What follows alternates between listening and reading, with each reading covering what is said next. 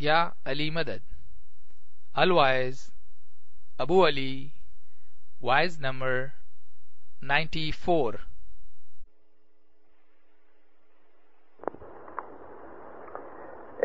of June 1995, rise in the morning at downtown Jamaat Khana of Vancouver.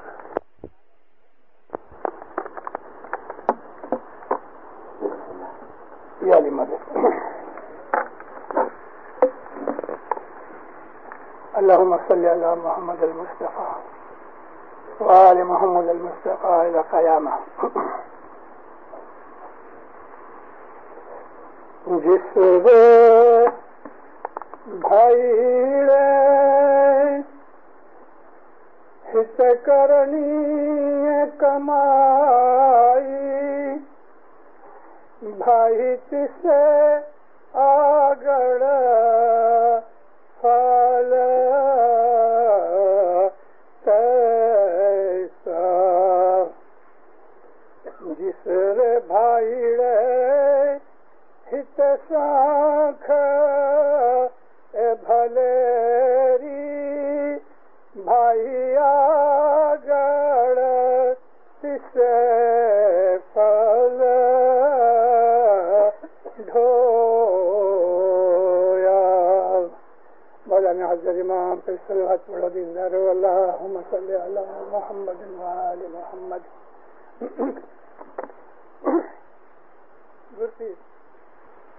صدر دین ماں باپ کا سائنس کا چوگڑیا ہے. یہ فرماتے ہیں کہ جس بھائرے نے، یہاں بھائرے کا مطلب بہادر، اس کے اندر عورت بھی آئے مرد بھی آئے.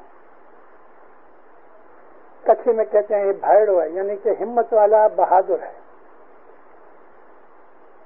جس نے اس دنیا کے اندر اچھے کام کیے، موت کے بعد اسے ایسا پھل ملے گا. جس نے یہاں اپنی سانکھ اچھی بنائی، سانکھ بھلیری مطلب کہ اچھی اس نے نام نہ کی، اس کے اوپر کوئی اعتراض نہ ہوا، تو آگڑ سے پھل ڈھویا، اس کو وہاں اپنی کرنی کا پھل جو جمع کیا گیا ہے وہ اسے ملے گا. مومنوں، ہمارے پیروں نے ہمارے جنانوں کے اندر جو بھید رکھے ہوئے ہیں، بدقسمتی سے انگلش میں کہتے ہیں unfortunately we have lost the contact. جنان بولے جاتے ہیں لیکن جنان سمجھے نہیں جاتے. اس لیے اس دنیا کے اندر پرٹیکولرلی آج کے اس ماڈرن زمانے میں ہمیں اتنی پرابلمس آتی ہیں، اتنے کوشچنس پیدا ہوتے ہیں کہ ہم کنفیوز ہو جاتے ہیں. ہمیں اس کا آنسر نہیں ملتا، سیٹسفیکشن نہیں ملتی، دماغ کے اندر وہ پڑے رہتے ہیں، اور کبھی کبھی ایسا موقع آتا ہے کہ ہمارے ایمان میں خلل پیدا ہو جاتا ہے. دیکھو دنیا میں ہم دیکھتے ہیں سب جگہ، کافر ہوئے مومن ہوئے، پڑھا ہوئے نہ پڑھا ہوئے، کسی بھی انسان کے بچے کو پوچھو کہ تو ایک دن مر جائے گا، کہے گا ہاں. موت ایک اٹل حقیقت ہے، موت انیویٹیبل ہے، یعنی ہم اس سے بچ نہیں سکتے. موت حق ہے، اور یہ ایسا سچ ہے کہ کوئی اس سے انکار نہیں کر سکتا. خدا کی ہستی سے منع کرنے والے منکر جو ہیں، جو بولتے ہیں خدا ہے ہی نہیں، ایسے دنیا میں 50% آدمی ہیں. لیکن موت ایک ایسی چیز ہے کہ جس کو سب کہتے ہیں کہ ہاں مرنا تو ہے. یہ اتنی سچائی ہے کہ اگر سچ مچ انسان اپنی موت کے لیے کبھی خیال کرے تو موت ایک خدا کی بلیسنگ ہے. موت ڈراؤنی چیز نہیں. موت سے ڈرنا نہیں چاہیے. موت کا خوف ان لوگوں کو ہوتا ہے کہ جو نہیں سمجھتے، لیکن سمجھنے والے جو ہیں وہ موت کو حق سمجھتے ہیں کہ یہ تو بننے ہی والا ہے، تو پھر اس کے لیے تیاری کرنی چاہیے. ایک چیز جو ہونے والی ہے جس سے ہم انکار نہیں کر سکتے، تو اس کے لیے پھر ہمیں تیاری کرنی چاہیے. اس سے ڈرنا نہیں. ڈرنے سے وہ کوئی بھاگ نہیں جائے گی. موت کا جو ڈر ہے وہ پرانے زمانے کے اندر محض اس لیے ہوتا ہے کہ کبھی لڑائیاں ہوتی تھیں. جونے زمانے میں پاسٹ میں عمر اتنی بڑی نہیں تھی لوگوں کی، اور پاسٹ کے اندر انسان کے لیے بہت محنت اور پرابلمس تھی. دکھ آج سے بھی زیادہ تھے، اس لیے عمر چھوٹی تھی. اگر کوئی جوان گزر جاتا تھا تو بیوی بچے رکھڑ جاتے تھے، ماتا پتا اکیلے ہو جاتے تھے. اس لیے اس جدائی کی وجہ سے لوگ موت سے ڈرتے تھے کہ جو ہمارے پاس سے ہمارے پیارے کو چھین لیتی ہے. موت کسی دلہن کو ودوا بنا دیتی ہے. موت ماں سے بچے کو چھین لیتی ہے. موت بچوں کو یتیم بنا دیتی ہے. یہ خیالات کی وجہ سے، دنیاوی وچاروں کے کارن سے لوگ موت سے ڈرتے تھے. لیکن موت سے ڈرنے سے موت ہمیں چھوڑ نہیں دے گی. موت تو ہے. جیسے جیسے انسان کا ایمان بڑھتا ہے، جیسے جیسے انسان کو علم آتا ہے، سمجھ آتی ہے، اور وہ آدمی آہستہ آہستہ بوڑھا ہو رہا ہے، وہ جانتا ہے کہ ایک دن مرنا ہے. اگر یہ سمجھ آدمی کو کہ مجھے مرنا ہے کبھی جوانی کے اندر آ جائے یہ سمجھ، تو اس کی زندگی بڑی اچھی ہوتی ہے. وہ اس خیال سے کہ مجھے خدا کے پاس جا کے حساب دینا ہے، وہ اچھے کام کرتا ہے، بدیوں برائیوں سے ڈرتا ہے. اور خاص طور پہ جوانی کے بعد 50-55 برس کے بعد، جو کہ جوانی تو نہیں ہے لیکن جوانی کا اینڈ ہے، 45 سے 55 برس کی عمر کے اندر جب انسان شاریرک حساب سے نیچے اترتا ہے، یعنی بڑھاپا آتا ہے، تو اس کو تو اس کے لیے انتظار کرنا چاہیے. جیسے آپ ٹرین میں بیٹھ کے یا پلین میں بیٹھ کے، موٹر میں بیٹھ کے مسافری کرو، اور آپ کی جو منزل ہے، مثال کے طور پہ وینکوور سے نکلو اور کیلگری جانا ہے، تو کیلگری کے آدھے راستے کے بعد ہم کو ایسا ہوتا ہے ابھی تھوڑی دیر کے اندر ہم اتریں گے، تھوڑی دیر میں اتریں گے. جیسے جیسے وہ جگہ نزدیک آتی جاتی ہے، اور خاص کر کے وہ جگہ کہ جہاں ہمارا کوئی پیارا بیٹھا ہوا ہے، جس کو ہم لو کرتے ہیں، جو ہم کو لو کرتا ہے، اس کے نزدیک جاتے جاتے ہمارے اندر ایک قسم کی ایکسائٹمنٹ پیدا ہوتی ہے، اور اس انتظار میں خوشی بھی ہوتی ہے. اور وہ چھوٹا سا ٹائم ہم کو ذرا بڑا بھی لگتا ہے. منٹ کی جگہ ہم کو 5 منٹ جتنے لگتے ہیں محسوس ہوتے ہیں. اسی طرح سے وہ آدمی کہ جو روحانی آدمی ہے، وہ آدمی کے جو سمجھتے ہیں، جن کو خدا نے عقل بخشی ہے اور اس نے عقل سے کام لیا ہے، تو 50-55 برس کے بعد جیسے جیسے دن نکلتے ہیں تیسے تیسے اس کو اس پیارے محبوب خدا سے زیادہ پیار کرنے والا کون ہو سکتا؟ کم نصیب ہیں وہ لوگ کہ جو اس بات کو نہیں جانتے کہ خدا ہم کو بہت پیار کرتا ہے. ہم ہی ایسے ہیں اس چھوٹے بچے کی طرح کہ جو کھا پی کے بھاگ جاتا ہے اور باہر کھیلتا رہتا ہے، جب بھوک ہوتی ہے تو چلا آتا ہے، لیکن ماں کا پیار وہ نہیں سمجھتا. ایسا ہی وہ مومن کہ جو دنیا کے اندر پھنسا ہوا ہے، اور جب اس کو تھوڑی تکلیف ہوتی ہے، یعنی کہ بھوک لگتی ہے، تو وہ جماعت خانے آتا ہے، عبادت بھی کرتا ہے، مولا کو یاد کرتا ہے. جب اس کی طلب پوری ہو جاتی ہے تو وہ پھر بھول جاتا ہے. لیکن خدا جس نے ہمیں پیدا کیا ہے، جس طرح سے ماں نے ہمیں جنم دیا، خدا نے ہمیں پیدا کیا ہے، اس نے ہم کو کریٹ کیا ہوا ہے۔ دینداروں، میں آپ کو سچ کہتا ہوں، خدا سے زیادہ ہم کو پیار کرنے والا کوئی نہیں۔ ساری دنیاؤں کی ماں جتنی بھی ہیں، ان سب کا پیار اکٹھا کر دو تو بھی خدا کا پیار اس سے زیادہ ہے۔ مولانا امام سلطان محمد شاہ داتار نے ہم کو یہ 2-3 دفعہ فرمان کر کے بتایا ہوا ہے، اور خود حضرت امام کے فرمان میں بھی ہے کہ میں جتنا تم کو چاہتا ہوں تم میرے سے اتنا پیار نہیں کر سکتے، ہماری کیپیسٹی چھوٹی ہے۔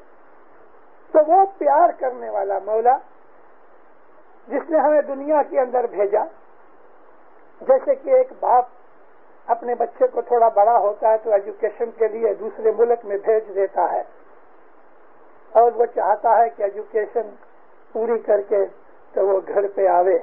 بالکل اسی طرح سے ہم کو اس دنیا کے اندر کچھ کام کرنے کے لیے بھیجا گیا ہے۔ میں آج آپ کو بتانا چاہتا ہوں کہ خدا نے ہم کو پیدا کیوں کیا، یعنی ہمیں دنیا میں بھیجنے کی خدا کو کیا ضرورت پڑی، ہم کو یہ چیزیں جاننی چاہیے۔ دیکھو دیندارو، آج میرے پاس کافی ٹائم ہے، میں آپ کو لمبان پوروک حقیقتیں بیان کروں گا۔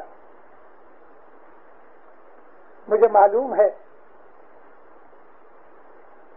کہ آپ میں سے بہت سے ایسے لوگ ہیں جو الحمدللہ سمجھدار ہیں، بہت سے،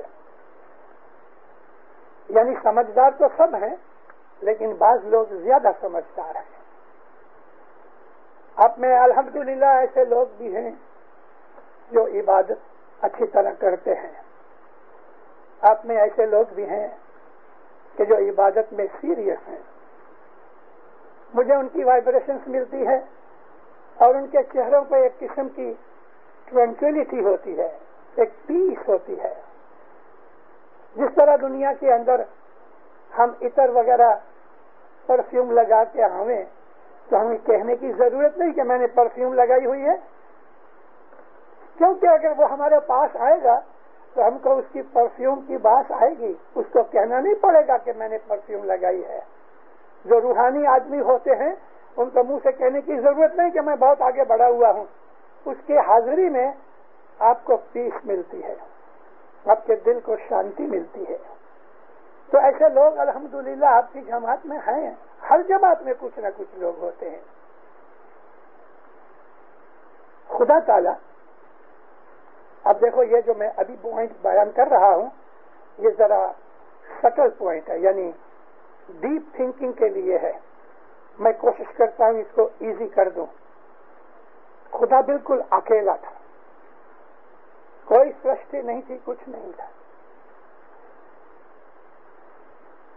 خدا اگر کریم ہے تو کریم پنا کس کے اوپر نکالے؟ کریم کہتے ہیں جنرس کو، بخشش دے دیتا ہے، مٹھی بھر کے گنے بغیر دے دے لے، کوئی بھول کر دو تو معافی بغیر معاف کر دے لے۔ یہ خدا کے ناموں میں جو صفتیں ہیں میں ان کا آپ کو بیان کر رہا ہوں۔ خدا اگر رب ہے تو رب کہتے ہیں پالنے والے کو۔ پالنے والے کا عربی زبان کا جو لفظ رب ہے، حقیقت میں اس کا سچا ترجمہ کہیں ہو ہی نہیں سکتا ایک شبد میں۔ رب وہ ہے کہ جس نے ہمیں پالا، ہمارے پیدا ہونے سے پہلے ماں کے برسٹ میں ہمارے لیے، اپنی ماں کی برسٹ میں خدا دودھ پیدا کرتا ہے، جنم لینے سے پہلے۔ یہ رب پنا ہے۔ پھر جب ہم جنم لیتے ہیں تو وہ ہم کو پالتا ہے، ہمارے اندر سے ایک ایسی انرجی پیدا ہوتی بچے کے اندر کہ جو اس کو بڑا کرتی ہے، اس کو گرو کرتی ہے۔ یہ ربوبیت ہے، یعنی اس کا بدن بھی گرو ہوتا ہے، اس کا دماغ بھی گرو ہوتا ہے، اس کی روحانیت بھی گرو ہوتی ہے۔ یہ گروتھ اسی وقت پیدا ہوتی ہے۔ بچہ پیدا ہوا ہے، آنکھیں بند ہیں، مٹھیاں بند ہیں، پیور انسان ہے وہ، مکمل کمپلیٹ انسان کا بچہ ہے، لیکن سنتا نہیں کیونکہ کان بند ہیں، بولتا نہیں، جیب میں بولنے کی طاقت نہیں، آنکھیں بند ہیں، اگر کھولتا بھی ہے تو اس کو کچھ دکھتا نہیں، وہ صرف لائٹ اور اندھیرے کو ہی محسوس کرتا ہے۔ اگر آپ اس کو کھلانا چاہو تو دودھ کے سوا کچھ نہیں اور پی سکتا، چل نہیں سکتا، پھر نہیں سکتا، بول نہیں سکتا، دیکھ نہیں سکتا، سن نہیں سکتا، مگر ہے مکمل انسان۔ یہ تمام طاقتیں، انرجیز جو ہیں وہ اس کے اندر خدا تعالیٰ نے رکھی ہوئی ہیں، اور وہ آہستہ آہستہ گرو ہوتی ہیں۔ 15-20 دن کے بعد وہ رجسٹر کرتا ہے، دیکھ کے ماں کو، بھائی کو، بہن کو، باپ کو دیکھ کے ہنستا ہے۔ یہ 15 دن بھی ہوتے ہیں، کبھی 1 مہینہ بھی لگ جاتا ہے۔ 2-3 مہینے کے بعد وہ آواز سنتا ہے، برس کے قریب ہوتا ہے تو کبھی زبان کھلتی ہے، اوں کرتا ہے۔ یہ ساری گروتھ جو ہے یہ رب پنے کی ہے، خدا اس کو اندر سے گرو کرتا ہے۔ پھر جیسے ہی جیسے وہ بڑا ہوتا ہے اس کی سمجھ بڑھتی ہے، کپڑے پہنتا ہے، کھانا کھاتا ہے، ایجوکیشن لیتا ہے، بزنس کرتا ہے، شادی کرتا ہے، اولاد پیدا ہوتی ہے، بوڑھا ہوتا ہے، مر جاتا ہے۔ اس تمام پروسیس کے اندر رب کی ربوبیت شامل ہے، وگرنہ انسان جی نہیں سکتا۔ اب جو کبھی کچھ نہیں ہے، سرشٹی نہیں، کوئی چیز نہیں، تو خدا اپنی رب پنا کہاں ظاہر کرے؟ رب تو ہے لیکن رب پنا ظاہر کرنے کے لیے کچھ نہیں، تو اس لیے اس نے سرشٹی بنائی۔ سرشٹی بنانے کا کارن یہ تھا خدا کو کہ وہ اس کے اندر جو صفتیں ہیں، خدا کے اندر جو کوالٹیز ہیں، خدا کے جو ایٹریبیوٹس ہیں، ان ایٹریبیوٹس کو ظاہر کرنے کے لیے، تاکہ وہ صرف ایک بیٹھا ہوا نکما اللہ نہیں، لیکن حقیقت کے اندر پرفیکٹ ہے اور ایکٹیو ہے، کیونکہ وہ ہمیشہ سے زندہ ہے۔ تو کریٹر بننے کے لیے، یعنی کریٹر پنا ظاہر کرنے کے لیے خدا نے یہ سرشٹی بنائی، اور یہ سرشٹی بنا کے خدا بہت خوش ہوا، اس لیے کہ اس کے جو ایٹریبیوٹس ہیں وہ ابھی ایکٹیو ہو رہے ہیں۔ اگر ہم نے کوئی بھول کر دی تو وہ درگزر کرتا ہے، کیوں کہ وہ درگزر کرنے والا ہے۔ ہم نے کوئی گناہ کیا ہے، ہمیں معاف کر دیتا ہے، کیونکہ وہ معاف کرنے والا ہے۔ ہم اس سے کچھ مانگتے ہیں تو وہ ہمیں دیتا ہے، اس لیے کہ وہ دینے والا ہے۔ یہ ساری صفتیں جو ہیں خدا تعالیٰ کی کریشن کے لیے ایک کارن تھی، کاز تھی۔ خدا نے سرشٹی بنائی، اور چونکہ خدا تعالیٰ حفظاد نہیں، انگلش میں جو حفظاد کہتے ہیں کہ سسٹم کے بغیر کام کرنا، تو خدا کوئی حفظاد نہیں، اس لیے اس نے ہر چیز کو سسٹمیٹک اور بالکل ڈسپلن کے ساتھ پیدا کیا ہے۔ ہر چیز کے اندر ڈسپلن ہے۔ اللہ تعالیٰ قرآن میں فرماتا ہے، تم دیکھو ارد گرد اوپر نیچے میری سرشٹی کی اسٹڈی کر کے مجھے کہو۔ اللہ کہتا ہے مجھے بتاؤ کہ تمہیں کہیں مسٹیک لگتی ہے؟ اس کی کریشن میں کوئی مسٹیک نہیں، وہ پاک ذات ہے، اس میں کوئی عیب نہیں۔ جب ہم کہتے ہیں نا سبحان اللہ، ہم لوگ کچھی گجراتی بولنے والے لوگ ہیں، اس لیے فارسی، عربی، اردو نہیں جانتے، تو ہم بولنے میں بہت سی غلطیاں کرتی ہیں۔ بھا عربک زبان میں نہیں ہے، سبحان یہ نہیں، سبحان، ب اور ہ کو جدا کرو، سبحان اللہ، سبحان اللہ، سبحان اللہ نہیں، سبحان اللہ۔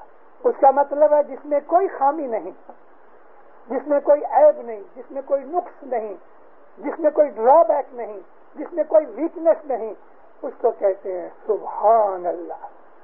یعنی کہ خدا ہے، مکمل ہے، کمپلیٹ ہے، اس میں کوئی ویکنیس نہیں۔ اور اللہ الصمد، اس کا مطلب ہے کہ جس کو کوئی چیز کی محتاجی نہیں۔ 2-4 گھنٹے نکل جائیں، ہمیں پیاس لگتی ہے، ترس لگتی ہے، کھانے کی حاجت ہوتی ہے، بھوک لگتی ہے، 8-10 घंटे काम करें तो थक जाते हैं, नींद की हमको जरूरत होती है। ये जो चीजें हैं ये हमारी मजबूरियां हैं, हमारी वीकनेसेस हैं।